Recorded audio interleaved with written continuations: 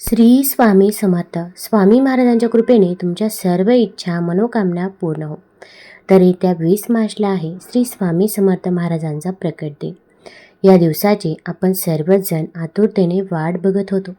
आता या दिवशी आपण एक दिवसीय स्वामी चरित्र सारामृत पठण कसं करायचं किंवा श्रवण कसे करावे, याचे उद्यापन कसे करावे, पूजा मांडणी कशी करावी, याचबद्दलची माहिती मी आज तुम्हाला या व्हिडिओमधून देणार आहे. आता काहींनी या दिवसामध्ये तारक मंत्राची सेवा केली असेल किंवा अगदी रोज स्वामी चरित्र सारामृतचं पारायण केलं असेल. मग 7 दिवसाची सेवा असेल किंवा 21 दिवसाची असेल किंवा 11 दिवसाची देखील सेवा केली असेल. तर आता स्वामी महाराजांच्या प्रकट दिनाच्या दिवशी एकदिवसीय स्वामी चरित्र सारामृत कसे पठण करावे, याचबद्दलची माहिती मी आज तुम्हाला या व्हिडिओमधून देणार आहे. तत्पूर्वी तुम्ही ऑलराऊंडर या मराठी यूट्यूब चॅनलवरती नवीन असाल तर चॅनल लाईक करा व सबस्क्राईब देखील करा. तसेच कमेंटमध्ये श्री स्वामी समर्थ किंवा श्री गुरुदेव दत्त लिहायला विसरू नका, जेणेकरून आपल्याला देखील स्वामी महाराजांचा व दत्त महाराजांचा आशीर्वाद नक्कीच प्राप्त होईल. तसेच शेजारी नोटिफिकेशन बेल देखील प्रेस करा, जेणेकरून मी जेव्हा पण व्हिडिओ बनवेल तर तो व्हिडिओ तुम्हाला सर्वात अगोदर बघायला मिळेल.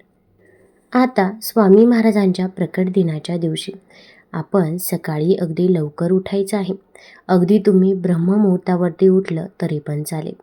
अंघोळ केल्यानंतर आपण या दिवशी शुभ्र रंगाचे वस्त्र परिधान करायचे आहे. शक्यतो तरी तुम्ही या दिवशी पिवळ्या रंगाचे वस्त्र परिधान करावे. पिवळ्या रंगाचे वस्त्र नसतील तर अशा वेळेस लाल रंगाचे, हिरव्या रंगाचे वस्त्र देखील आपण परिधान करू शकता. फक्त आपल्याला काळा रंग वर्ज्य करायचा आहे.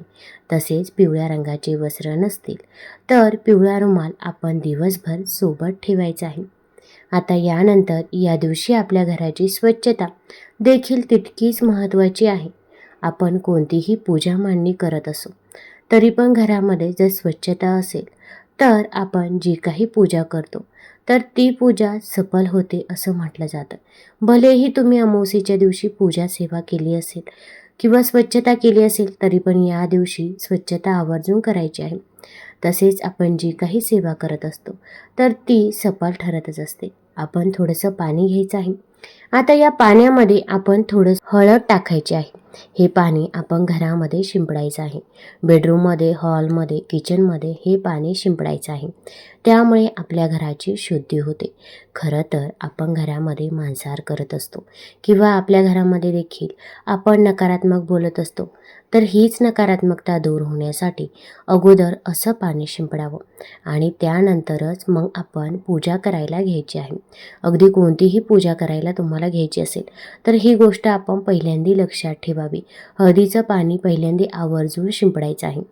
तसेच या दिवशी उंबरठ्याचं लेपन करायला विसरायचं नाही. हळद घ्यायची आहे, हळदीमध्ये गोमूत्र टाकायचं आहे किंवा गंगाजल, गुलाबजल देखील टाकू शकता. तसेच कापराची वडी देखील कुस्करून आपण त्यामध्ये टाकायची आहे आणि याने आपण उंबरठ्याचं लेपन करायचं आहे. कारण की आपल्या घरामध्ये जी काही सकारात्मकता, नकारात्मकता येत असते तर ती आपल्या मुख्य दरवाजामधूनच येत असते. किंवा जर आपल्याला वाटत असेल तर आपल्या घरामध्ये सकारात्मकता यावी, तसेच कोणतीही नजरबाधा, इडापिडा, दुःख, दारिद्र्य, गरिबी असू नये, तर या दिवशी आपण या सेवा आवर्जून करायच्याच आहे. अगदी घरातील कोणत्याही व्यक्तीने या सेवा केल्या तरी पण चालेल. उंबरठ्याचं लेपन करायचं आहे. दाराबाहेर अगदी मोठी रांगोळी काढणे शक्य नसेल तर कमीत कमी फक्त माता लक्ष्मीची पावलं काढली तरी पण चालेल. एका पावलामध्ये हळद टाकायची आहे, दुसऱ्या पावलामध्ये कुंकू टाकायचं आहे. यामुळे काय होतं तर साक्षात माता लक्ष्मीचा वास हा आपल्या घरामध्ये होत असतो. आता या दिवशी आपण देवघरामध्ये देखील एक दिवा प्रज्वलित करायचा आहे. तसेच तुळशीजवळ देखील आपण एक दिवा प्रज्वलित करायचा आहे. कारण की आपण जी काही सेवा करतो तर त्या सेवेसाठी दिवा साक्षी असतो असं म्हटलं जातं. हे आपली आजी देखील पहिल्यापासून आपल्याला सांगायची आणि आपण देखील या दिवशी घरामध्ये दिवा आवर्जून प्रज्वलित करायचा आहे. त्यामुळे दिवा प्रज्वलित करावा आणि त्याच्यानंतर आपण उपाय करायला घ्यायचा आहे. तसेच एखाद्या प्रसन्न समयी मंगलमय वातावरणामध्ये आपण उपाय केला तर तो उपाय देखील फलदायी ठरत असतो. आता या दिवशी तुम्हाला उपवास करणे शक्य असेल तर तुम्ही उपवास देखील करू शकता किंवा अगदी नाही केला तरी पण चालेल.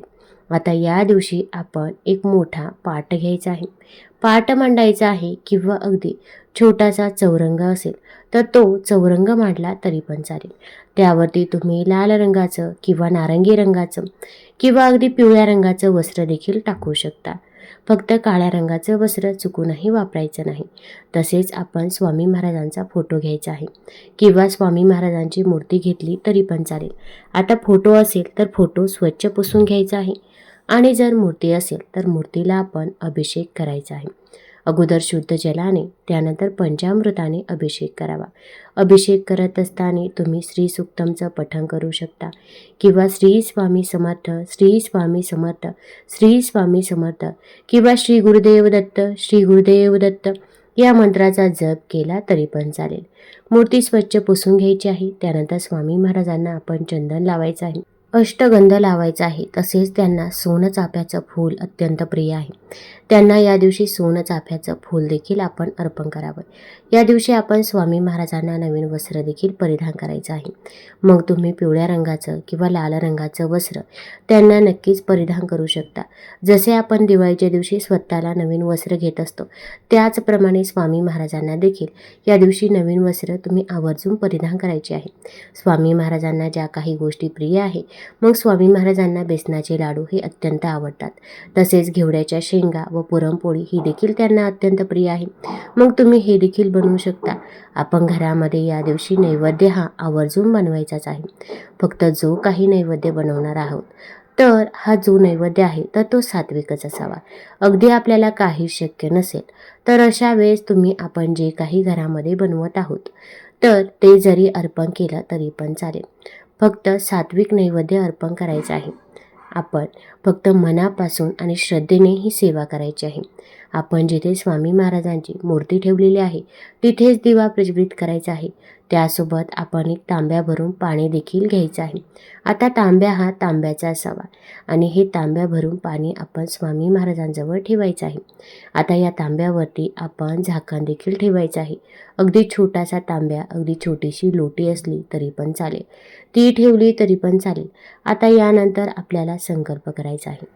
कारण की आपण कोणतीही सेवा करत असतो तर त्या सेवेसाठी पहिल्यांदा संकल्प करणे अत्यंत गरजेचं आहे. पहिल्यांदा आपण एक नारळ घ्यायचा आहे.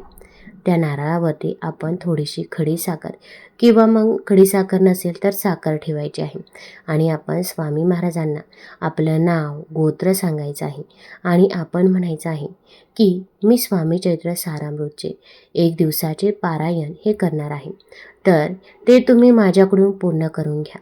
आणि हे सांगितल्यानंतर आपली इच्छा मनोकामना देखील स्वामी महाराजांना सांगायची आहे. मग कठीणातील कठीण कोणतीही इच्छा असो, घरामध्ये पैसा येतो पण तो पैसा स्थिर राहत नाही किंवा मग संतान प्राप्ती होत नाही, विवाह हा वेळेवरती जुळून येत नाही, जे काही आहे तर ते अगदी मनापासून आणि श्रद्धेने स्वामी महाराजांना आपण सांगायचं आहे.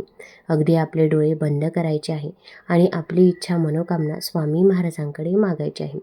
आता हा नारळ, खडीसाखर स्वामी महाराजांजवळ ठेवायचा आहे. तुम्ही जेव्हा पण केंद्रात जाल तर तेव्हा आपल्याला तिथे हे नारळ आणि खडीसाखर हे ठेवून यायचं आहे. किंवा अगदी तुमच्याजवळ जर केंद्र नसेल तर तुम्ही अगदी दत्त महाराजांच्या मंदिरात, स्वामी महाराजांच्या मंदिरात ठेवलं तरी पण चालेल. तसेच तुम्ही या दिवशी संकल्प करून देखील सेवा करू शकता. आपल्या उजव्या हातामध्ये पाणी घ्यायचं आहे. त्यामध्ये थोडेसे अखंड अक्षदा म्हणजेच अखंड तांदूळ टाकायचे आहे. फूल अर्पण करायचं आहे. तसेच हळदी कुंकू देखील त्यामध्ये टाकायचं आहे आणि त्यानंतर आपण आपलं नाव, आपलं गोत्र सांगायचं आहे. तसेच मी 1 दिवसीय स्वामी चरित्र सारामृतचं पठण करत आहे, ही सेवा तुम्ही माझ्याकडून पूर्ण करून घ्या असं म्हणायचं आहे. त्यानंतर ते पाणी आपण ताम्हणामध्ये 3 वेळा सोडायचं आहे. मग तुळस सोडून हे पाणी तुम्ही कोणत्याही झाडाला टाकू शकता. गुलाबाचं झाड असेल, झेंडूचं झाड असेल, इतर कोणत्याही झाडाला तुम्ही टाकलं तरी पण चालेल. आता संकल्प करून झाल्यानंतर आपण स्वामी महाराजांचं स्वामी चरित्र सारामृत हे पठण करायचं आहे. आता पठण करताना देखील काही नियमांचं पालन हे करणं अत्यंत गरजेचं आहे. आता तुम्ही या दिवशी शक्यतो तरी 1 मांडी पारायण करण्याचा प्रयत्न करावा.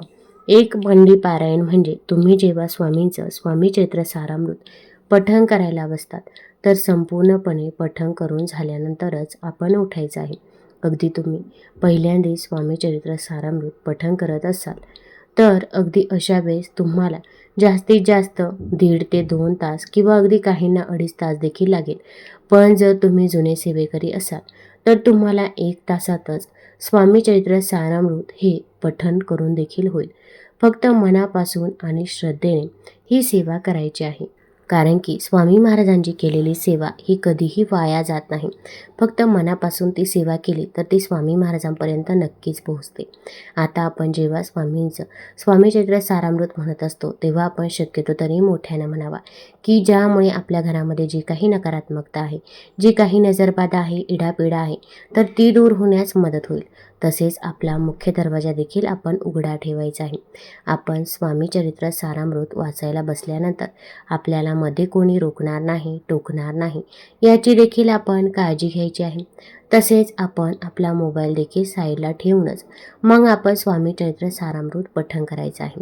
कारण की अगदी मोबाईल जवळ असला की आपले लक्ष देखील तिकडे लागत असते. त्यामुळे या गोष्टींची काळजी घ्यावी. अगदी मनापासून तुम्ही ही सेवा करा.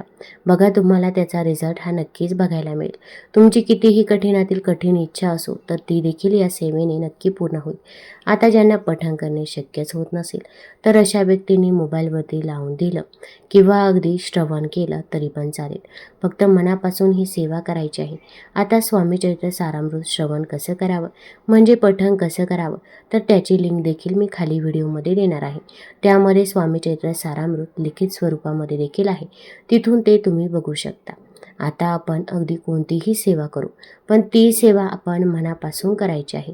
स्वामी चरित्र सारामृतचं आपण पठण करून झाल्यानंतर आपण आरती देखील करायची आहे. आरतीला शक्यतो घरातील सर्व मंडळी उपस्थित असेल याची काळजी घ्यायची आहे. आरती केल्यानंतर घरातील सर्व व्यक्तींना प्रसाद द्यायचा आहे.